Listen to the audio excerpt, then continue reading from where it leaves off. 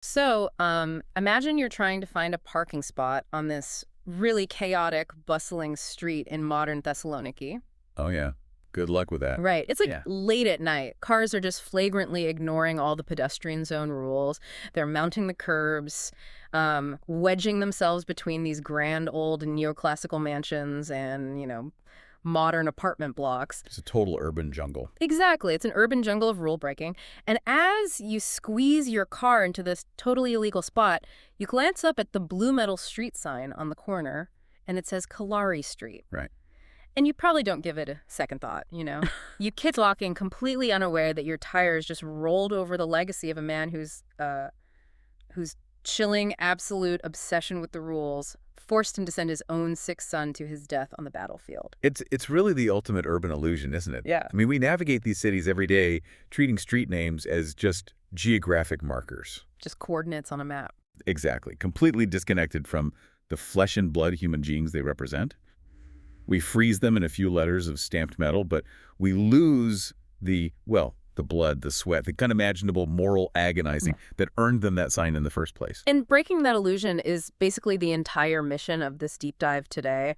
Before I get too far in, I do want to explicitly mention that this analysis is actually a proud part of a remarkable project. It's called The Street Has Its Own Story, or in Greek, O dromos echi diki historia. Right, by Giannis Stefanidis. Yes, by Giannis Stefanidis. The mission of that project, and really our goal today, is to decode these immense, heavy layers of history hidden beneath the asphalt of this specific street in Thessaloniki. We're looking at General Konstantinos Kallaris. Exactly. We're exploring his biography, a man who bridged the 19th and 20th centuries.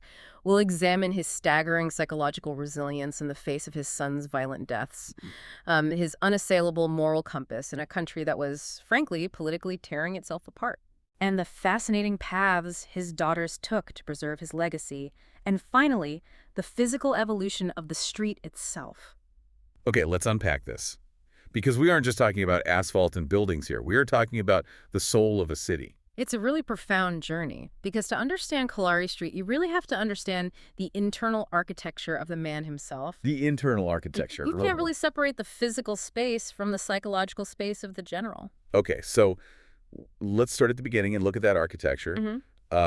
Who was Konstantinos Kallaris and what built him before he started building the nation? Well, he was born on September 20, 1858 in Athens, and he was essentially born directly into the military apparatus of a very young, developing Greek state. Okay. His father was actually the garrison commander of Athens. Oh, wow. So it's in his blood. Oh, completely. This wasn't just a job for his family, it was an identity.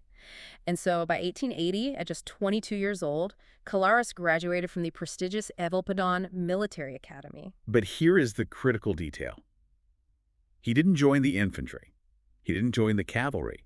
He joined the engineering corps. The engineering corps. Yeah. And if you want to understand Kallaris, you really have to understand the mind of a 19th century military engineer. I want to pause on that for a second because, an engineer in 1880s Greece isn't just someone sitting at a drafting table doing math. No, not at all. The Greek state had only been independent for a few decades at that point. The country was quite literally still being constructed. Exactly. So an engineer in the military was, in a very real sense, tasked with building the physical reality of the nation from the ground up, right? Precisely. They were the architects of statehood. So a vast portion of his early career wasn't actually spent on a battlefield. It was spent as a creator. Wow. He was deeply involved in the design and construction of major public works and infrastructure across Greece. We're talking about civic centers, cultural hubs. What kind of buildings? Well, he helped build the theater in Corfu, for one. A theater. A military general built a theater. Yeah. And he was also heavily involved in the construction of the Church of St. John in Markopoulou. So he is pouring concrete, laying foundations, calculating load-bearing walls for churches and theaters. That requires a very specific type of brain. It really does. It requires meticulous planning, an understanding of stress points, the ability to compartmentalize forces. Like, if a pillar takes too much weight, how does the rest of the structure compensate so the building doesn't collapse? That's a perfect way to look at it. It's the geometry of survival, basically. Yeah. And he applied that exact same structural thinking to his personal life and his academic career. How so? Well, 5 years after graduating in 1885, he became a professor at a military preparatory school in Corfu. Okay. And there, he married Nicolina Tombro. She was a descendant of an Ionian noble family. Her father was actually one of the politicians who signed the historic 1864 union of the Ionian Islands with Greece. Oh, wow. So deeply embedded in state history. Extremely. And together they had 7 children. But the foundations of his personal life were tested pretty early on. In 1900, they lost their first daughter to typhus. Oh, God. Which, I mean, while tragically common in the era before antibiotics, is still a profound shock to any family structure. Absolutely devastating. Yet he continues his work.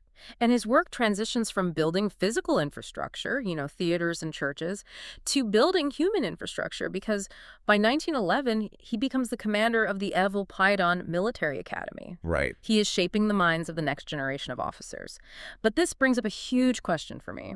We have an engineer who builds things. Yeah. How does a man whose entire life is dedicated to creation transition to the sheer destruction of early 20th century warfare? It's a great question. Did his meticulous, compartmentalized engineer's mindset actually help him manage the chaos of the battlefield later on? It didn't just help him manage it, it defined his entire approach to it. Really? Yeah. When the First Balkan War broke out in 1912, Kallaris was promoted to Major General, and he took command of the 2nd Division. He wasn't just participating in the war, he was executing a series of historic, critical victories.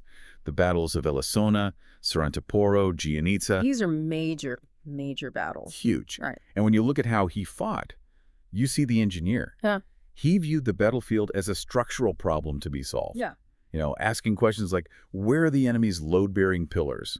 How do we apply vector force to their weakest points? His success was so profound, so mathematically precise, that he became the very first military commander of the newly liberated city of Thessaloniki. That is a monumental achievement. I mean, he essentially hands this ancient, vital port city back to the Greek state. He is at the absolute zenith of his career here. He is. But right on the heels of this historic high comes a moment that, honestly, is incredibly difficult to even process. Let's move to December 1912, to the Battle of Bizani in the Epirus region. Yeah. We need to set the scene here, because the context of this battle is just brutal. It really is. The Epirus front was a nightmare of geography and weather. It was freezing, it was muddy, and Bizani itself was this heavily fortified Ottoman position that commanded the approach to the city of Ioannina. Right, so it was a strategic bottleneck. Exactly. Breaking it required immense sacrifice. And Kallaris had a son, Spyros, who had just graduated from the military academy. A fresh officer. A fresh, young officer, eager to prove himself, desperate to be on the front lines alongside his father's legend. But right before a critical engagement at Manoliasa, which is near Bizani, Spyros falls ill. The conditions in these camps were basically breeding grounds for disease. Typhus, dysentery, you name it. Yeah. So the military doctor examines the young man and outright refuses to clear him for combat. The doctor looks at him and says his body simply cannot handle the physical pressure and the elements of the impending battle. But Spyros, driven by that same intense internal pressure of duty, he refuses to accept the medical assessment. He argues with the doctor. He actually forces himself up, puts his uniform on, and the situation gets so heated that his fellow soldiers have to physically restrain him to keep him from marching out into the freezing mud. Oh my God. This is where it escalates into a literal Greek tragedy. They can't control the son, so they call on the father. They call in General Kallaris. Yep. Now, the general's word is absolute law, twofold, right? As the supreme military commander of the division and as the patriarch of the family. Exactly. So Kallaris comes in, he listens to the doctor's urgent medical advice outlining exactly why this boy will likely die if he goes out there. And Kallaris turns to the doctor and overrides him. He does. He says, "Doctor, please let him go. If he feels well enough, he must go." Yeah. The doctor tries to argue back, pointing out the objective physical reality of the illness, but the decision is final. Spyros goes into the battle. And the inevitable happens. Spyros is killed in action on December 7th, 1912. The aftermath of this is what I really want to dig into, because that night, after the casualties are gathered from the mud, a soldier whispers the news to the doctor. Yeah, and you can imagine how the doctor felt. Terrified. The doctor's terrified to tell General Kallaris. He consults with the other senior officers, and they actually form a pact to hide the boy's death from the general until the next morning. Right. They have another major tactical movement at dawn, and they believe that if their commander finds out he sent his own son to his death, he will mentally collapse, and the entire division will be jeopardized. It makes sense strategically. But, you can't hide a body forever, especially when it needs to be buried before the army moves on. So the next morning, the doctor finally breaks the news to Kallaris. The historical accounts of what happens next are chilling to me. Kallaris walks into the makeshift medical tent. He stands over his son's body in complete silence for a full 15 minutes. 15 minutes. Just staring. He reaches down, he strokes his son's hair, he touches his frozen hands and murmurs, "My boy, how cold your hands have gotten." It's heart-wrenching. It really is. And then he utters the phrase that cemented him into the mythology of the era. He stands up straight and says, "Well done, my boy, you did your duty." And some other historical accounts report him adding, "The day is happy for the general and sad for the father." And then the engineer takes over. Yeah. The mental load-bearing walls shift. Without missing a beat, he walks out of the tent. His face is completely pale, drained of blood, but totally expressionless. He looks at his stunned officers and simply says, "Gentlemen, to your horses." He mounts his horse and instantly resumes command of the ongoing battle. Okay, here's where it gets really interesting, and I have to push back on this heavily. Okay. I know the press at the time went wild for this. They dubbed him a modern Spartan. They wrote romanticized headlines saying he, fought like a general by day and mourned like a father by night. Right. But looking at this through any kind of modern psychological lens, even for the 1910s, standing over your frozen son's body for 15 minutes and immediately ordering a cavalry charge without shedding a tear is extreme. Is this level of stoicism actually healthy, or is it a coping mechanism? Was he fundamentally suppressing his humanity? Had the military completely rewired his brain to the point where he couldn't feel normal grief?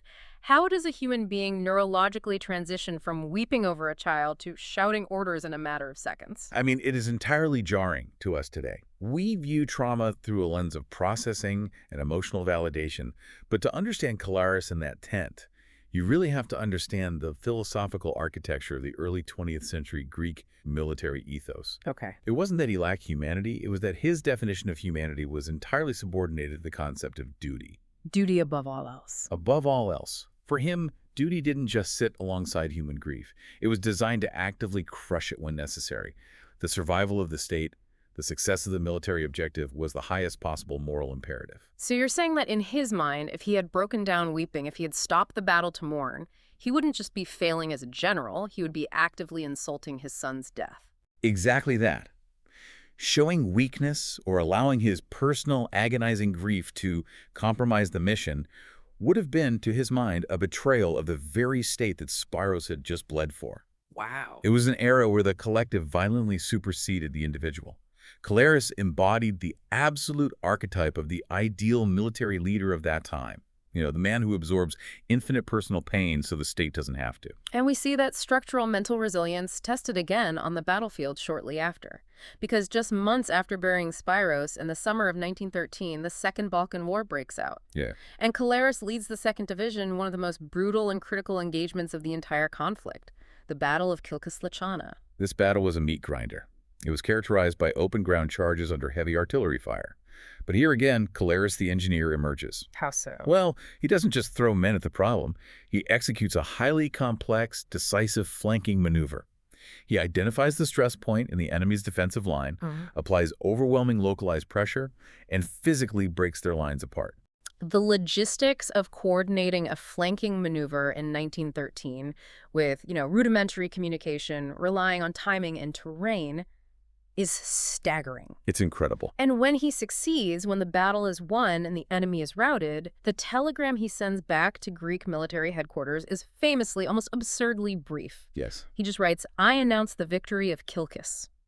Just that. That brevity is the hallmark of his mind. There is no poetic flourish. There's no emotional self-aggrandizement, just the raw geometry of success. The objective was achieved, the state is secure, the equation is solved. Right. But this absolute rigid commitment to the rules and to the state was about to be tested in a completely different, much messier arena. Right. We're moving from the clarity of the battlefield to the murky swamp of politics, the national schism. Yeah, a dark time. To understand what Kallaris does next, we have to understand the geopolitical fault line that cracked Greece in half during World War I. This wasn't just a political disagreement, it was a societal rupture. It was tearing the country apart at the seams. You had King Constantine III, who believed Greece should remain strictly neutral. That was a stance largely sympathetic to the Central Powers, influenced by his familial ties to the German Kaiser. Okay. On the other side, you had the Prime Minister, Eleftherios Venizelos, who believed with absolute certainty that Greece's future particularly its maritime and territorial ambitions, depended on joining the Entente powers, Britain, France, and Russia. And this disagreement escalates into actual violence and dual governments. We are talking about blockades, assassinations, mutinies. Meniserelos eventually leaves Athens and establishes a rival provisional government in Thessaloniki. Right, the movement of national defense. Right. He is essentially launching a rebellion to force the country into the war on the side of the Entente. Now, where is General Kallaris in all this? Well, in 1916, he is serving as the Minister of Military Affairs in Athens. Right. And politically, strategically, Kallaris personally agrees with Venizelos. He believes Greece should join the Entente. This is where Kallaris' moral compass becomes deeply fascinating. Yeah. The Venizelists approach him. They want him. He's a legendary general, the hero of the Balkan Wars. His endorsement would give their movement massive legitimacy. But Kallaris categorically refuses to join the movement of Thessaloniki. Which forces you to ask yourself, how often do we justify breaking the rules just because we think our end goal is the right one? All the time. Because Kallaris agreed with the end goal. He wanted to join the Entente, but he refused the method. Precisely. He was the ultimate institutionalist. He believed that the process was more sacred than the outcome. The process is sacred. Right. He believed that the army and the country had to remain united under the official state apparatus above all else.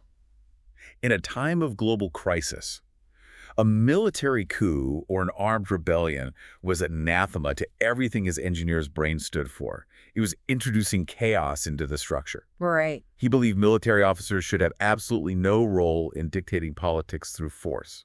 Even if he thought the politicians were making a strategic mistake, he wouldn't pull the trigger on a rebellion. And that rigid adherence to protocol ends up costing him his career. It really does. Because he refuses to play the political game for either side, he becomes a liability. He's put on forced leave in 1917, and the tragedy here is that this man, who lived to serve the state, practically begs to be allowed to fight. He sends letters. Multiple letters to the leadership, pleading to be sent to the front as a simple soldier, but he is repeatedly denied because he won't kiss the political ring. Finally, worn down, he retires in 1918. He steps away, but the tragedies of the Greek state are far from over, and they reach out to strike his family once again. Yeah. Following WWI, Greece embarks on the Asia Minor campaign, which was an incredibly ambitious and ultimately doomed military expedition into modern-day Turkey. Kallaris' second son, Angelos, an artillery lieutenant, is deployed into the depths of Anatolia. Before we get to the end of that campaign, there's a specific artifact I want to talk about because it brings so much humanity to this story of stoic, rigid military men. There is a surviving postcard that Angelos sent from the front lines, from the, quote, depths of the East, to his younger sister, Cressida, back home. It is a remarkable piece of history. It really is. In the middle of this vast, grueling military campaign, Angelos writes to his sister about a quiet afternoon.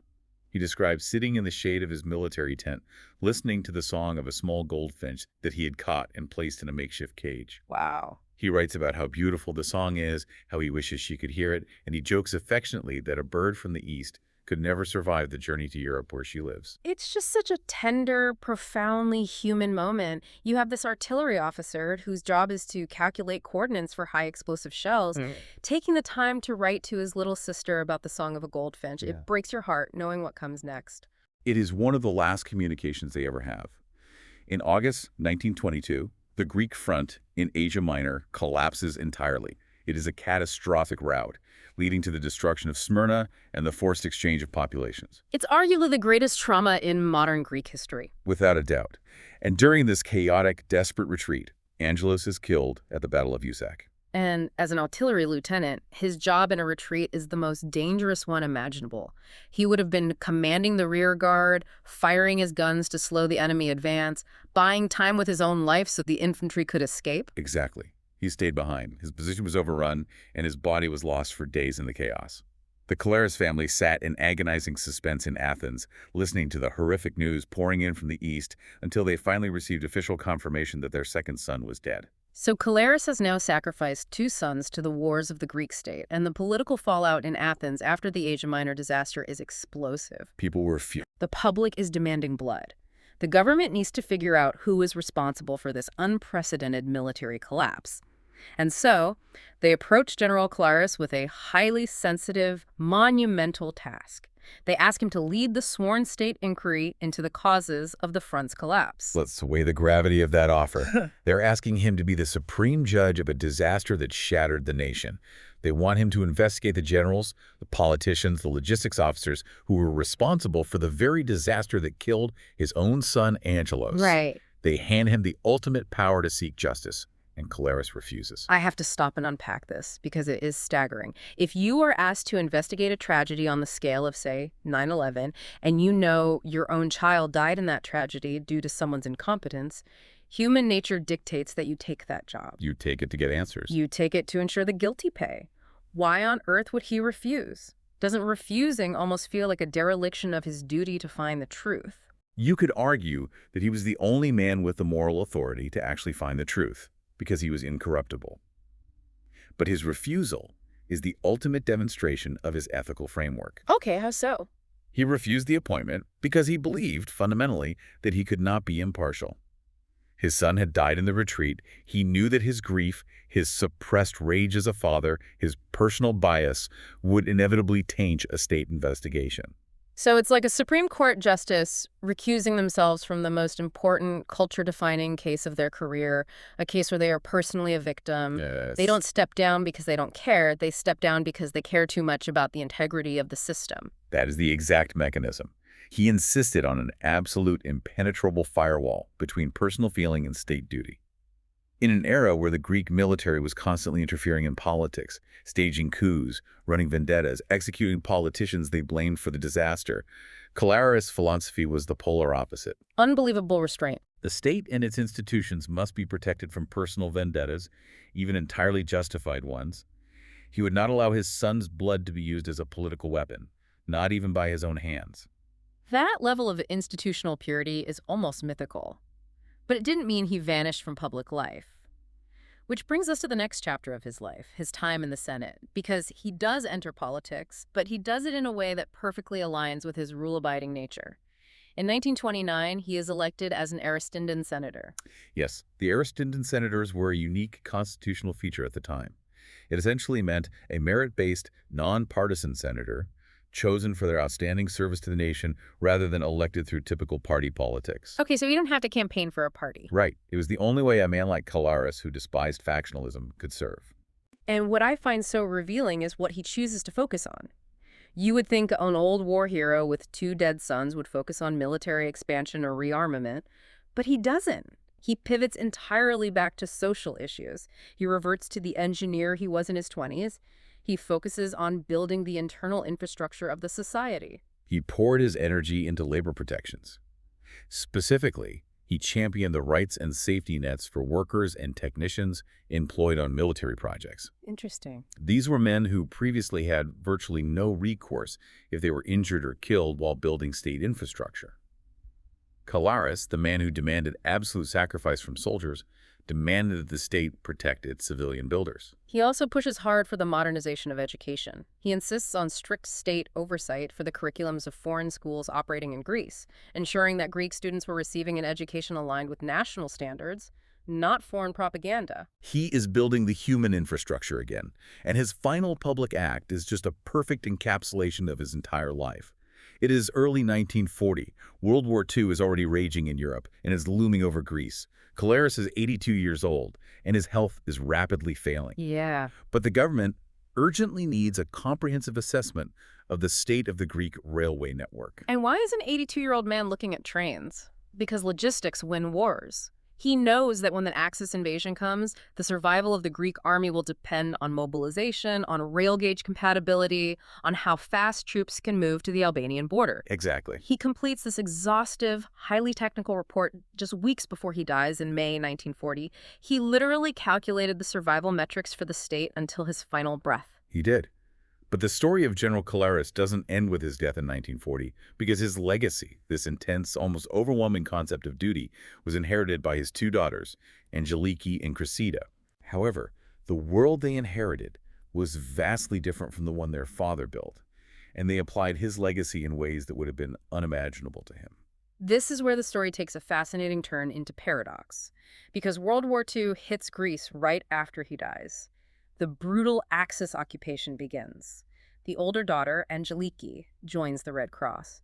She spends the darkest days of the occupation in Athens, organizing soup kitchens, fighting the catastrophic famine, trying to keep the vulnerable from starving in the streets. She is operating within a recognized humanitarian institution. But Cressida, the younger daughter, the one who received that beautiful postcard about the goldfinch from her brother Angelos, she takes a radically different path. Cressida joins the EAM, the National Liberation Front. And we need to clarify what the EAM was. It was the largest and most significant resistance movement against the Axis occupation in Greece, and it was predominantly organized and led by the Greek Communist Party. Correct. And tracing the historical timeline, the end of WWII in Greece didn't bring peace. It bled directly into a devastating civil war, followed by decades of intense political polarization during the Cold War. Right. As a point of historical fact, Cressida's deep involvement with the left-wing resistance put her squarely in the crosshairs of the post-war right-wing governments. The state apparatus that her father has spent his life defending turned against her. That is just wild to think about. She was sentenced to death twice by military tribunals. Twice. She faced imprisonment. She endured exile on barren island camps. Decades later, she ran for office with the EDA party, a prominent left-wing party in the 1958 elections. And she was exiled yet again during the military junta dictatorship in the late 1960s. It's an absolutely staggering trajectory. When you look at it on paper, it makes no sense. How does General Kallaris, a man so fiercely obsessed with state order, a man who refused to rebel in 1916 even when he agreed with the rebels' geopolitical goals, how does he produce a daughter who becomes a fierce, lifelong, left-wing resistance fighter fighting against the state apparatus? It is a brilliant, beautiful paradox. But if you strip away the political labels and look at the psychological architecture, the core value is actually identical. The value they shared was a complete, selfless devotion to the people and the nation, placing the collective good above their own personal safety. Oh, wow. I see what you mean. The software changed, but the hardware was exactly the same. Yes. General Kallaris lived in an era of state building. He believed he served the nation best by upholding the institutions of the state, protecting them from chaos. Exactly. And Cressida lived in an era of fascist occupation and subsequent authoritarianism. She believed she served the nation best by resisting institutions when they became corrupt, oppressive, or dictatorial. The application changed drastically based on the historical context, but the absolute, uncompromising commitment to duty remained exactly the same. That is a phenomenal way to frame it, and it was these two sisters, Angeliki and Cressida, who, after the final restoration of democracy in Greece in 1974, dedicated their twilight years to preserving their father's legacy. They did. They meticulously gathered his archives, his letters, his medals, and donated all these historical artifacts to state museums so the story of the engineer general wouldn't be lost to time. Which brings us, finally, out of the archives and onto the pavement. It brings us from the man and his family to the physical street itself, Kallaris Street in Thessaloniki. Yes, let's walk down this street. Geographically, it connects Pavley-Mela Street down toward the waterfront. Historically, it used to be called Victor Hugo Street, but the city renamed it to honor General Kallaris since he was their very first military commander after liberation in 1912. And if you look at the architectural history of this specific street, it serves as a fascinating cross-section of Greek history itself. It's like an archaeological dig above ground. Down by the water, for instance, you used to have the Elatos warehouses, the salt warehouses. Salt was a massive critical commodity back then. Absolutely vital for preservation and industry. And these warehouses were famously supplied by a specific little commercial boat named Lefki that would constantly ferry salt across the gulfs from the area of Kitros. Wow. You Okay. can imagine the sensory details of the street back then. Right. You know, the smell of brine, the shouting of dock workers, the heavy wooden carts grinding against the cobblestones. But as time moves on, the street sheds that industrial skin. As you walk up Kallaris Street today, you hit these incredible neoclassical landmarks that survived the fires and the modern redevelopment. Yeah, beautiful buildings. Take number 5, for example. The P. Konstantinis building. It was built in 1925. It is a stunning piece of architecture that was thankfully beautifully restored, and for a long time it served as the home for the Journalists' Union of Macedonia Thrace.